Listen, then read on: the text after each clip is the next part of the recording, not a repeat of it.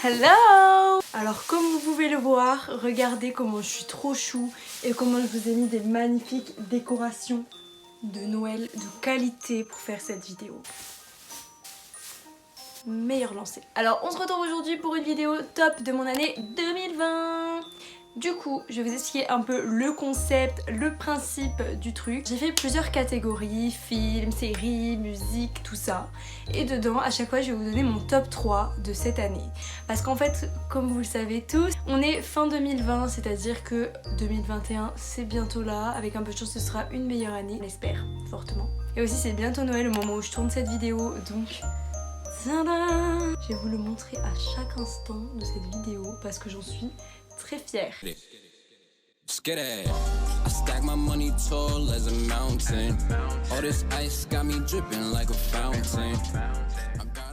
Alors on va avoir le top film, le top série, le top musique, le top influenceur, le top expo, le top jeu, le top... Le mot top n'a plus aucun sens tellement je le répète. Le top meilleur achat personnel, le top recette préférée. Et pour finir, mes vêtements préférés que j'ai achetés en 2020. Les amis, j'espère que vous entendez cette magnifique musique de Noël que j'ai mis en bande son de la vidéo. Écoutons. On adore. J'ai eu peur que ça filme pas. Bon, ça va être un carnage cette vidéo, j'arrive pas à rester sérieuse une seule seconde. Nous allons commencer par la catégorie film. Je vous avais dit que je vous le ramènerai à chaque instant de cette vidéo. Ok, donc du coup la catégorie film, donc je vais faire un top 3 comme je vous ai dit. Donc des sorties 2020, c'est ça qui est un peu compliqué, c'est que les films que j'ai aimés, que j'ai regardés et qui sont sortis en 2020, ça fait 3 critères importants et du coup je pouvais pas prendre n'importe quoi. Le premier film que j'ai adoré et qui est sorti en 2020 sur Netflix, c'est Goktakstik. J'avoue j'ai fait aucun effort mais là vraiment je l'ai pas sous les yeux le mot donc c'est compliqué pour moi. On va faire appel à Google Traduction. Ok les amis, on va regarder comment ça se dit, je crois que c'est du turc. Et vous voyez, tout le monde l'appelait le film turc qui fait pleurer. Donc je pense qu'à partir du moment où je vous dis ça, vous voyez ce que c'est. Donc là je suis en train d'aller sur Google Traduction, le pire traducteur du monde, hein. Le plus connu mais le pire. Ça choque personne d'ailleurs, c'est peut-être ça le problème. Est-ce que vous êtes prêts ou pas? Moi je sais pas si je suis prête à entendre ce mot prononcé correctement pour la première fois je crois. Fogustaki mucize, Fogustaki mucize, Fogustaki mucize. C'est une blague. Attendez. Ah, ça veut dire le miracle dans la course en français.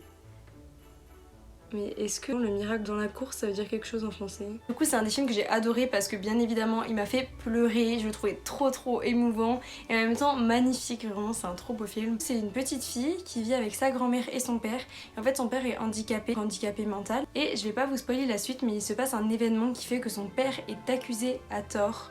Et c'est ça en gros le thème du film. Ensuite le deuxième film de Netflix que j'ai vu en 2020. Oui je mets la catégorie Netflix mais c'est parce que c'est cette plateforme là que j'utilise pour regarder des films. Et voilà quoi. Donc le deuxième dans mon top 3 des films de l'année c'est Rebecca. Donc je sais pas si vous l'avez vu, il est ultra spécial mais j'ai bien aimé. Donc c'est une femme, ça se passe pas dans les années actuelles, ça se passe dans l'ancien temps. Et un jour elle rencontre un homme donc, qui est super riche, qui fait partie d'une grande famille connue. Il me semble que ça se passe en Angleterre, qui est veuve depuis peu. Elle finit par aller dans le château de famille de cet homme et elle se rend compte qu'il y a des choses bizarres sur son ex-femme. Tout le monde est bizarre à son sujet. Et voilà, je vous en dis pas plus, c'est le suspense. J'ai oublié un des films dans le top 3, donc du coup le troisième c'est Plus rien à foutre sur Netflix. Deuxième catégorie, les séries. Donc les séries en 2020 j'en ai regardé plein.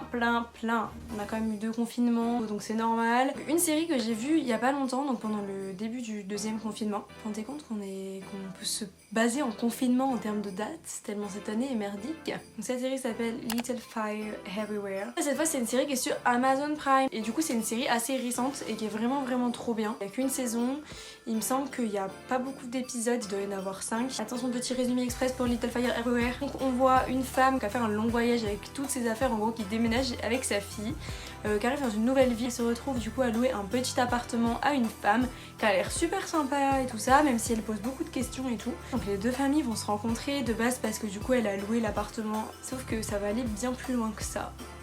Teaser. fait des teasers de qualité quand même. Pour continuer le top 3 des séries, en deuxième position, j'hésite entre deux. Du coup c'est assez compliqué et je pense que je vais vous dire les deux. Bon, personne va m'en empêcher. Emily in Paris Dynasty. Dynasty Emily in Paris. Ça se joue à ces deux-là. En sachant que là, encore une fois, je répète que je fais un top en fonction des sorties de 2020. Les séries que je vous ai citées, c'est pas les meilleures séries que j'ai vues de ma vie. Pas du tout, du tout, du tout. Dynasty, c'est une saison qui est sortie en 2020, sinon elle est sortie avant. Et Emily in Paris, du coup, c'est sorti en 2020. Et la fin du top 3, c'est Outer Banks. J'ai kiffé cette série. Elle, je l'ai regardée pendant le premier confinement. Je me rappelle, j'ai regardé en Netflix party avec une amie à moi. Si tu passes par là, petit clin d'œil. Vraiment, on a trop aimé cette série, elle est top. Il y a la saison 2 qui va sortir en 2021 normalement. En gros, c'est un coin des États-Unis où il y a une partie des gens qui sont assez riches et une partie où c'est un peu des pêcheurs, tout ça. Du coup, il y a vraiment une séparation entre ces deux mondes-là. Et là, on suit un peu la vie d'une fille qui est dans le monde un peu riche et du mec qui est un peu dans le monde des pêcheurs. Il est temps maintenant d'élire les influenceurs de l'année. Je vais leur remettre ça, ils vont être contents. Vous serez flattés vous si je vous remettais ça? Du coup là c'est pas mes influenceurs préférés, c'est pas non plus les influenceurs qui sont arrivés et qui ont débarqué en 2020, mais c'est les influenceurs que j'ai commencé à suivre en 2020 et que j'ai connus en 2020. Donc c'est vraiment personnel, c'est-à-dire que j'ai appris à les connaître alors que vous, ça se trouve, vous les connaissez déjà depuis 10 000 ans ou alors au contraire ils sont inconnus au bataillon. Donc, la première c'est Des Vibrations, donc je sais pas si vous la connaissez, moi j'avais commencé à regarder des vidéos d'elle parce que c'était une vidéo où elle parlait de sport sur sa chaîne, tout ça. Et du coup j'avais commencé comme ça à regarder. Et après je suis allée la suivre sur Insta parce que je la trouvais trop cool cette fille. Ensuite on a Cindy DSLV sur Instagram. Donc elle aussi je l'ai connue sur YouTube. Je suis tombée dessus par hasard et j'ai trop aimé aussi sa façon de parler et tout. Elle était peps, elle était dynamique et des fois je me reconnaissais un peu dans ce qu'elle racontait. Du coup pareil je suis allée la suivre sur Instagram et au final encore une fois je la suis plus sur Instagram que sur YouTube. Et ensuite on a Still Tonic. Donc elle je la connaissais pas du tout non plus. J'ai une amie à moi qui la suivait depuis longtemps. Et c'est pareil, j'aime bien ce qu'elle fait. Et puis vu qu'elle est lyonnaise, je reconnais un peu les endroits où elle va des fois et tout, et c'est cool. Ensuite nous passons à la catégorie musique de l'année. Alors pour les musiques c'était beaucoup trop compliqué pour moi parce que moi vraiment j'écoute trop de musique tout le temps et j'écoute tellement plein de styles et aussi plein de musiques qui sont pas forcément sorties cette année. Des fois j'étais mood en fait et je réécoute des musiques, je sais pas, des années 80, de quand j'avais, ou alors des musiques de quand j'avais 10 ans, mais j'ai pas de logique en fait, j'ai aucune logique, je suis juste mon instinct, hop là j'ai envie d'écouter ça, j'écoute, je mets dans mes favoris et du coup ça fait un mix très bizarre mais très agréable. Du coup je me suis dit que j'allais faire deux sous-catégories dans la catégorie musique pas française et une catégorie musique française. Rien de très compliqué. Ça va être les musiques que j'ai le plus écoutées cette année en sachant qu'il y en a plein. J'ai dû faire des choix parmi des choses que je pensais impossibles à départager. Du coup je me suis un peu basée sur ce que j'ai écouté soit cet été soit en ce moment parce qu'après c'est un peu lointain, du coup vu que j'en écoute souvent je me rappelle plus trop. Du coup pour les musiques pas françaises, j'adore les musiques espagnoles ou latino-américaines. Du coup en ce moment j'adore écouter No Me Ama de Lucenzo, vraiment elle m'ambiance trop. Ensuite dans le même style il y a Dakiti de Bad Bunny et Jay Cortez. Donc pareil, je l'aime trop, elle bouge, elle est trop bien, vraiment j'adore. Ensuite de base cette musique je l'aimais pas trop, mais à force de l'écouter, je l'ai eu en tête presque tous les jours pendant une semaine. C'est Mood de... je me rappelle plus, donc du coup je fais appel à la voix off qui le dira à ma place à partir de maintenant. C'est 24K Golden. Merci. Ensuite du coup dans les musiques françaises, ça va être surtout du rap ou de la pop urbaine, tout ça. Cet été j'ai vraiment poncé de fou Soussou de Jul, ou bande organisée. Mais elle fait pas partie du top 3 parce que j'ai pas le droit d'en mettre plus que 3. De base en fait j'aimais pas Jul et j'ai appris à connaître et à apprécier Jul cet été. Et du coup maintenant j'adore. Comme quoi, il y a que les cons qui changent pas d'avis. Ensuite la musique que j'ai écoutée vraiment cet été, à chaque fois j'allais à la plage et tout, je sais pas pourquoi mais le rythme était trop positif. Des mecs de cité, je sais plus de qui c'est non plus, la voix off. Sifax fit Sofiane. Merci. Je sais pas pourquoi je l'aime trop mais j'aime trop.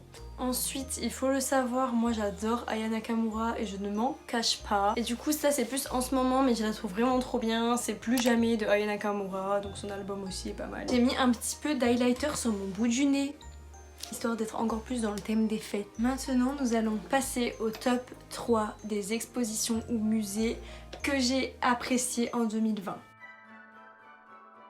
Il n'y en a qu'un parce que j'en ai vu qu'un en fait. Et du coup j'étais allée avec mes copines au musée du cinéma à Lyon. En gros ce musée est vraiment génial, tu t'ennuies pas en fait, c'est trop bien parce qu'il y a plein de vrais décors. de cinéma qui ont été utilisés pour des films super connus, des effets spéciaux, tout ça. Et il y a aussi une grande partie miniature, donc avec des décors miniatures. Et je sais pas, moi j'ai une passion pour tout ce qui est petit, tout ce qui est miniature, vraiment j'adore. En plus il est dans un bâtiment où c'est tout en montée, à chaque étage en fait t'as un thème différent, tout ça. Et du coup avec le Covid j'ai pas pu voir grand chose de plus cette année, ce fut la catégorie la plus courte de l'histoire. Alors maintenant on passe aux jeux, c'est une catégorie un peu bizarre, mais quand j'ai parlé à mes amis que j'allais faire cette vidéo, on m'a donné cette idée du coup de parler des jeux, par exemple des jeux de téléphone, tout ça. Water Sword Puzzle, du coup ça ressemble à ça le jeu. Et en gros il faut enlever les liquides colorés et les mettre ensemble pour valider la partie. Ensuite il y a Photo Roulette, je sais pas si vous connaissez mais cette application elle est vraiment géniale. Dans le premier confinement avec mes potes on y jouait à distance et en fait on se connecte à plusieurs, il y a un code de partie qu'on peut rejoindre. Et en gros, t'autorise l'application à avoir accès à tes photos. Quand on démarre le jeu, aléatoirement, ça va sortir une photo de l'une des galeries des participants. Et chaque participant doit deviner de quelle galerie vient cette photo. Quand c'est un selfie de toi, forcément c'est facile à deviner. Mais quand c'est des paysages, des personnes, de la famille... des animaux, tout ça, c'est là que tu vois que c'est vraiment ceux qui connaissent bien les gens qui trouvent et franchement c'est sympa à jouer avec des gens que vous connaissez bien. Ensuite il y a l'undercover, je sais pas si vous connaissez, si vous connaissez pas il faut vous y mettre dès maintenant. Je vais essayer de vous expliquer ça facilement, rapidement mais ça va être complexe. Dans un jeu on va tous avoir un mot, donc il va y avoir deux mots différents, un mot où la majorité des gens l'ont et un mot où ils sont seulement un ou deux à avoir et une personne qui a pas de mot. Et en fait le but du jeu c'est qu'à chaque tour on va tous dire un mot similaire à notre mot à nous et c'est censé en fait nous aider à démasquer celui qui a pas de mots et ceux qui ont des mots différents de la majorité. Voilà, c'est un peu un jeu en fait dans lequel on peut bluffer, qu'on fait croire qu'on a un mot alors que non, qu'on fait croire qu'on a le même mot que tout le monde alors que non. Et c'est vraiment un jeu trop cool à jouer en famille, entre amis, en soirée, l'après-midi, le matin, quand on dort, n'importe quand. Ensuite, du coup le top 3 de mes meilleurs achats en 2020. Ça va commencer par mon ordinateur, donc voilà je me suis acheté un MacBook Pro. Du coup Apple m'a convaincue. Si vous voulez savoir comment j'ai eu cet ordinateur en sachant que je l'ai pas payé au prix du neuf, je vous laisse aller voir ma vidéo sur la seconde main, les produits d'occasion. Ensuite je sais pas si on peut vraiment considérer ça comme un achat, mais moi je l'ai mis dedans.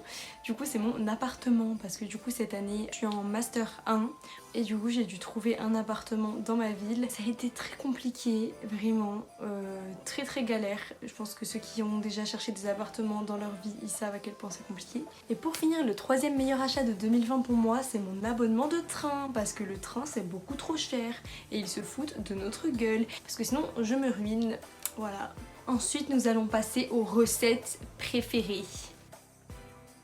Pour ceux qui me connaissent le savent, j'adore manger, c'est ma passion dans la vie. Je vais vous dire le top 3 des recettes que j'ai adoré faire cette année. Premièrement, j'ai découvert un petit milkshake, ce qui est super pratique quand on veut goûter rapidement et qu'on va avoir tous les apports caloriques, protéines, tout ça dont on a besoin dans ce petit milkshake. Donc voici le mixeur. À l'intérieur, je mets une banane, un grand verre de lait de soja, une boule de glace vanille, 2 cuillères de beurre de cacahuète et une grosse cuillère de miel. Et vous mixez le tout et je peux vous dire que c'est vraiment trop bon. Ensuite ma deuxième recette favorite, et c'est pas forcément que en 2020, c'est depuis très longtemps, c'est un mug cake. Du coup comme ingrédient on a 2 cuillères à soupe de Nutella, une cuillère à soupe d'huile, une cuillère à soupe de sucre, j'ai tellement fait que j'ai tout dans la tête. 2 cuillères à soupe de farine, un œuf, on mélange bien et on met 1 minute environ au micro-ondes. Troisième recette que j'adore faire, quand j'ai le temps j'aime trop me faire des petits déjeuners avec des flocons d'avoine.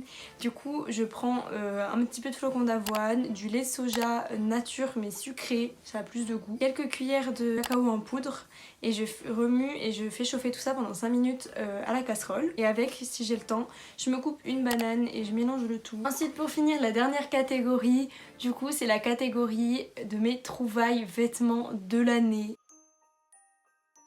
C'est surtout des tenues automne-hiver. Alors il y a ce petit pull donc qui est vraiment trop doux. Cette magnifique veste donc j'ai acheté sur Vinted. De base c'est une Bershka. Blazer à carreaux comme ceci. Je vais l'essayer, je vais vous montrer.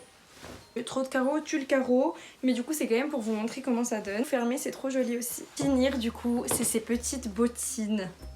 Voilà, je les aime trop, je les trouve vraiment trop chou et c'est trop bien parce que ces bottines ça va avec un jean et un pull, avec une robe et des collants.